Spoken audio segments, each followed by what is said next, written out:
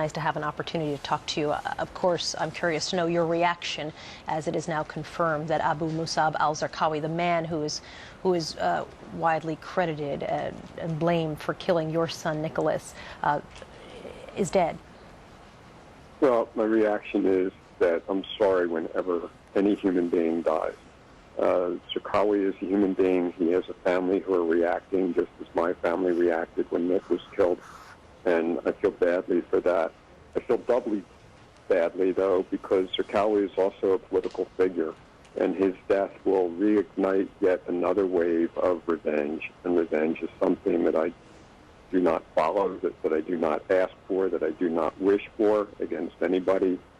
And it's an endless cycle. As long as people use violence to combat violence, we will always have violence. I have to say, sir, I'm surprised. I know how devastated you were, your family was, frankly, when Nick was killed in such a horrible and brutal and public way. You shouldn't be surprised, because I have never said anything but forgiveness and peace in any interview on the air. And we have spoken before, and I'm well aware of that. But at some point, one would think, is there a moment where you say, I'm glad he's dead, the man who killed my son? No, how can a human being be glad that another human being is dead? Any man's death diminishes me. That's what John Donne said, and I believe those words. There have been family members who've weighed in, of victims, and who've said that they don't think he's a martyr in heaven, that they think, frankly, he went straight to hell as he was killed by what appears to be U.S. airstrikes and then Iraqi forces. You know, you talked about the fact that he's become a political figure. Are you concerned that he becomes a martyr and a hero and, in fact, invigorates the insurgency in Iraq? Of course. When Nick was killed, I felt that I had nothing left to lose. I'm a pacifist, so I wasn't going out, murdering people, but I was not a risk-taking person. And yet I've done things that have endangered me tremendously. I've been shot at. I've been showed horrible pictures. I've been called all kinds of names and threatened by all kinds of people. And yet I feel that I have nothing left to lose, so I do those things. Now, take it to someone who in 1991 maybe had their family killed by an American bomb. Their support system whisked away from them. Someone who, instead of being 59, as I was when Nick died, was 5 years old or 10 years old.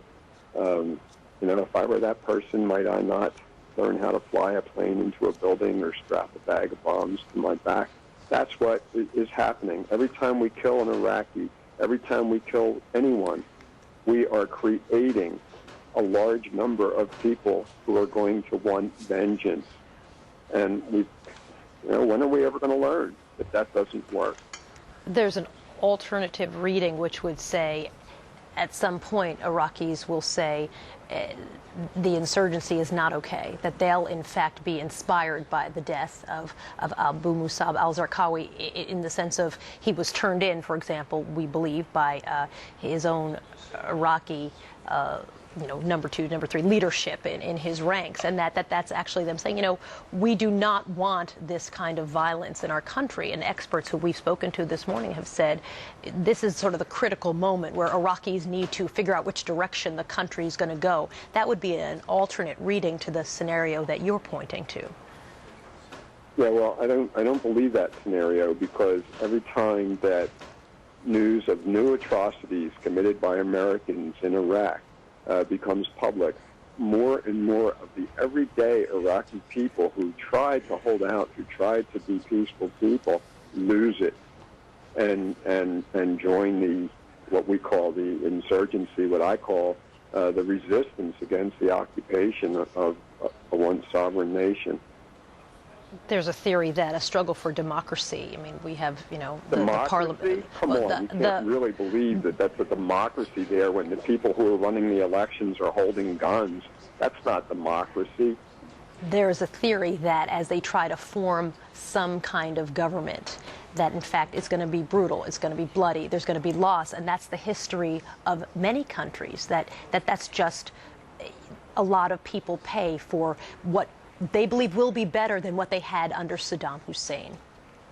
Well, I'm not saying Saddam Hussein was a good man, but he's no worse than George Bush.